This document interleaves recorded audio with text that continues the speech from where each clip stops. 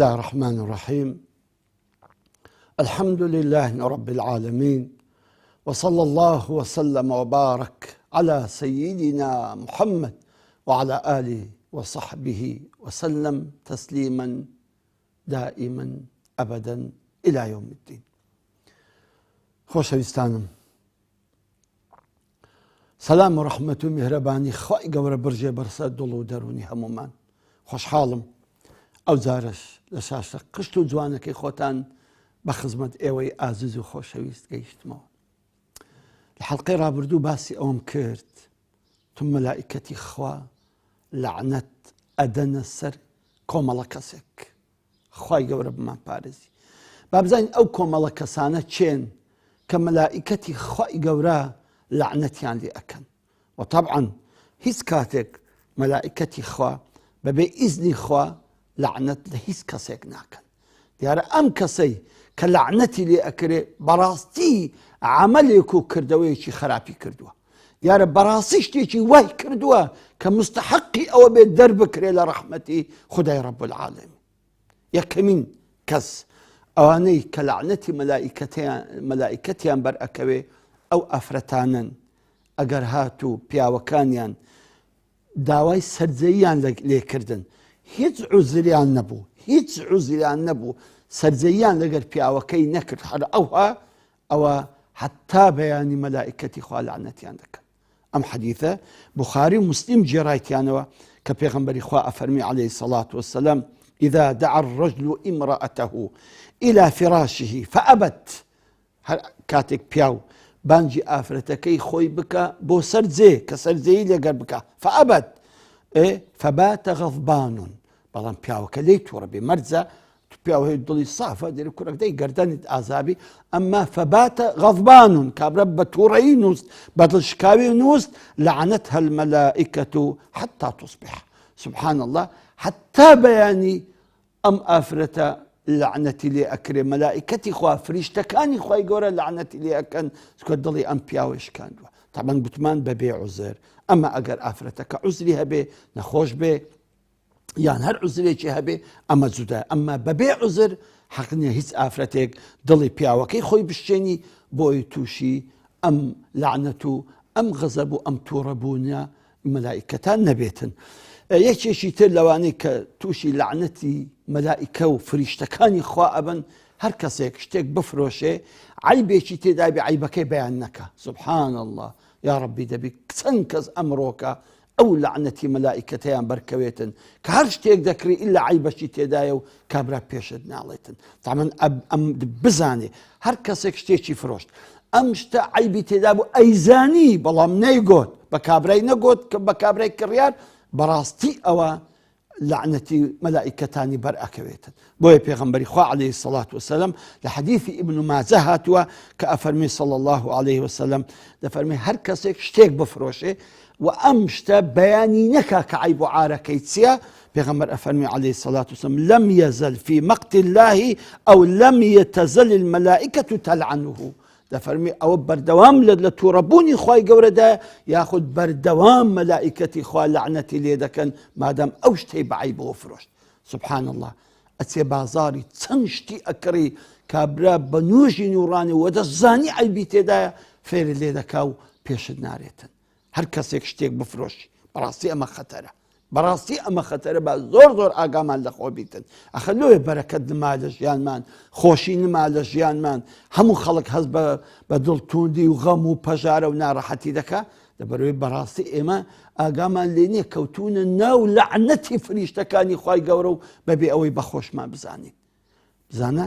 کە کاتێک کە شتێک ئەفرۆشی کە زانێت عیبی تێدایە بڵێ کابرێ کاکە ئەو عیبی تێدایە، نییە وەڵڵا بە خۆر و زبر ئەیفرۆشم کاکە خۆم تەنەکەی زبری ناکرم، بە خۆر و زبر ئەیفرۆشم، بە خۆر و زبر نییە کاکە، دەوی پێم برێ ئایا چەند عیبی تێدایە و چەند ئەوەی کە دەزانی کاکە ئەو عیبانەی تێدایە و بەخۆشت بڕۆ بیبە شوێنێکی کە ئەهلی اختصاص بن بۆی پێت برێ عیبەکەی چییە. کەواتە هەر کەسێک کە شتێک بفرۆشێ عیبەکانی بەیان نەکە ئەگەر دەیزانی بەڕاستی تووشی لەعنەتی مەلائیکەتان ئەبێتن. یەکێکی تر کە لەوانە تووشی لەعنەتی مەلائیکەت دەبن، هەر کەسێک ڕێک بە یەکێک بزرکە، کەسێک دێ ڕێیەک لێ ئەپرسێ ئەتوو ڕێیەکی کەی پێ ئەڵێ ئەو کەسە سبحان الله فریشتەی خوای گەورە لعنەتی لێ ئەکەن. کابرایەکی نەشارەزا هەر کەسێک کە نەشارەزابی کۆرەیە لە شوێنەکەی کە دێتن دەپرسێتن دەرێ کاکە ئەم ڕێ چێندەرە تۆ بیبەی بەلایەکیکەیدا بە یان کابرای کۆرە قڕبەسەری کۆرە کە لێت دەپرسێت و بۆی ئیسەزای پێ بکەی شوێنێکی تری پێ بدەی ڕێی پێ بگۆڕی هەر کەسێک ئەم فعلە بکە ئەو فریشتەی خوای گەورە لعنەتی لێ ئەکەن. سبحان الله سبحان الله چەند خەتەرە. خاڵێکی تریش لەوانەی کە لعنەتی فریشتەیان لێکراوە ئەو کەسەی کەوە بە ئاسنێک برای خۆی بترسێنیتن ئەگە برای داک و بابی خۆی بی هەر کەسێک مسلمانێک بترسێنیتن با برای داک و بابی خۆی بی بە ئاسنێک ئەوە لعنەتی لێکراوە. وەکو پێغەمبەرمان ئەفەرمی عەلەیه الصەلاة والسەلام دەفەرموویتن إن الملائكة لتنعل أحدكم إذا أشار إلى أخيه بحديدة وإن كان من أب وأم. پێغەمبەر ئەفەرمی عەلەیه الصەلاة والسەلام مەلائکەتی خوا لعنەت لەو کەسە دەکەن هەر کەسێک کە بە ئاسن کەسێک بترسێنیتن جا وەخت خۆی شیر بوو تیر بوو ڕمح بوو خەنجەر بوو کە ئەوها لە بۆی ڕەوان دەکرد کابرا ئەترسە ئەدی ئەو ڕۆکە کە دەماچە کابرا هەبە بە سوعبەت دەماچەی دەردەین ڕووی تێدەکا ئەمە لعنەتی لەسەرە ئازیزانم تووشی لعنەتی فریشتەکان ئەبی کە دەماچە دەربینی پێبر بتکوژم با گولەشی تێدا نەبیتن با گولەشی تێدا نەبی ئەم فعلە ئەم تەسەڕوفە بەڕاستی لعنەتی مەلائکەتانی لێکراوە. جا هەر مسلمانێک بێ وەکو پێغەمبەر فەرمی صلی الله علیه وسلم با برای داک و بابی خۆشت بی کە تو ئەوها لێکرد ئەوها ترساندت بەڕاستی بەم فعلەی تووشی لعنەتی فریشتەکانی خودای رب العالمین دەبی. هەر کەسێک یەکێکی تریش لەو فعلە نابەجێیانەی کە لعنەتی فریشتەکانی بەرئەکەوێ هەر کەسێک گوێن بە ئەسحاب بدا بە ئەسحابی پێغەمبەر بدا ڕەزا و ڕەحمەتی خوایان لێبی صلی الله عليه وسلم. هەر کەسێک گوێن بە ئەسحابی پێغەمبەر بدا عەلەیه الصەلاة والسەلام بەڕاستی تووشی لعنەتی مەلائکەتان ئەبی. بۆیە پێغەمبەرمان عەلەیه الصەلاة والسەلام ئەمری بە ئێمە کردووە کە فەلا تەسوبوا ئەسحابی. هەر کەسێک گوێن قسەی ناشایستە بە ئەسحابی پێغەمبەر برێ عەلەیه الصەلاة والسەلام لعنەته المەلائکە. پێغەمبەری خوا دەفەرمی صلی الله عليه وسلم لعنەتی خوا و مەلائکەت و هەموو خەڵکی لێ دەبی لعنەتی خوا و مەلائکەت و هەموو خەڵکی لێ دەبی. لێ ئەفەرمی الله في ئەسحابی ئەفەرمی یعنی گەورەی و شکۆمەندی و ڕێک و پێچی ئەسحابی من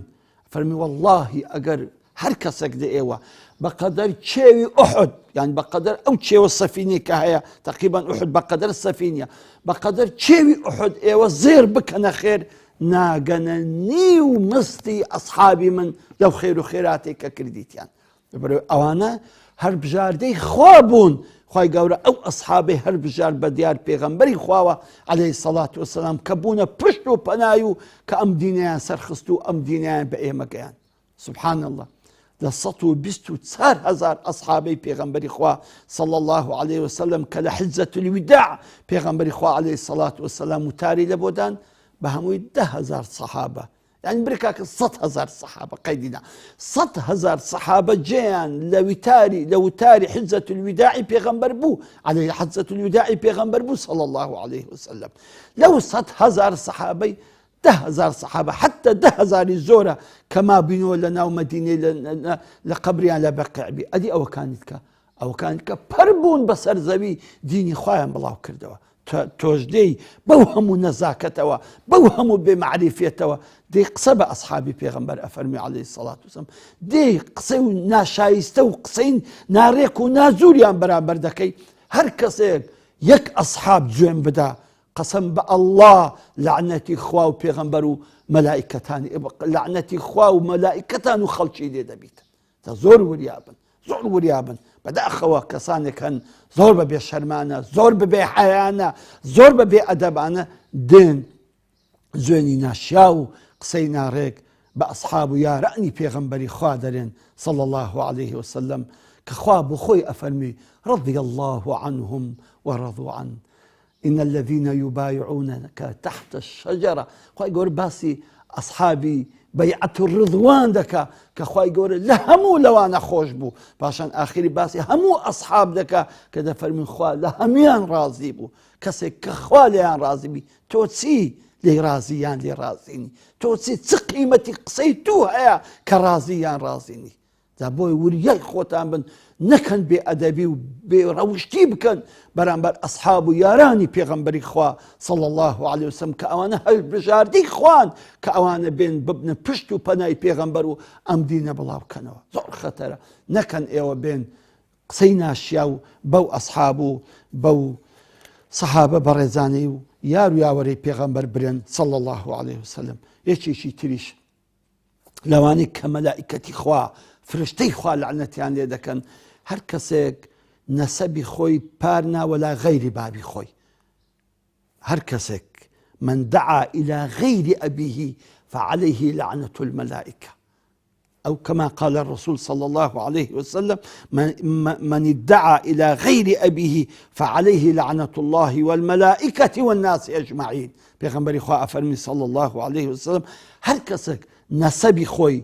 كرده غيري بابي خوي يعني مثلا تو عشيرتني لو أسيب من فلان عشيرته ما خبابة أو عشيرتني يا كاكا هر كسك نسبي خوي دا غيري ولا بابي خوي يعني بيشرمو بلن أو بابيتي نسبكي خوي قوري أم كسا لعنتي خواو ملائكتي خواو وهمو خلشي شي دبيتن سبحان الله براسيش شي زور كارسات وقوريه هستش بيناكي هستش بيناكين كوان نسبي خود بقوري خود ولاي غيري بابت بدي او لعنتي خواو ملائكته همو خلشي بسري دادا باريت زا عزيزان براسي زورن او شوينانو او كردواني كوا ابن ماي لعنتي خواي قورا بلام اون دا بسا اوز داتوان بخوتان ان شاء الله همت بكن بسن بخوينوا لا فرمودكاني شيريني بيغمبري خوا عليه الصلاة والسلام بزان لسشوينك كخواي قورا لعنت لا بشر دكا لسك كردويك توشي لعنة دكا أو كردوي مكا تتشوينيك لسك كردويك توشي لعنة ملائكة دبي أم كردوي مكا بوي براسي هركسيك توشي لعنة خواو بيغمبر خواو ملائكتي خواي بي بخداي جياني تال دبي براسي جياني تال دبي وبركتي شي لجياني ناميني تاكو ديدارو تواو كردني بابتا كمان بخواي قبرتان أسبيرم والسلام عليكم ورحمة الله وبركاته.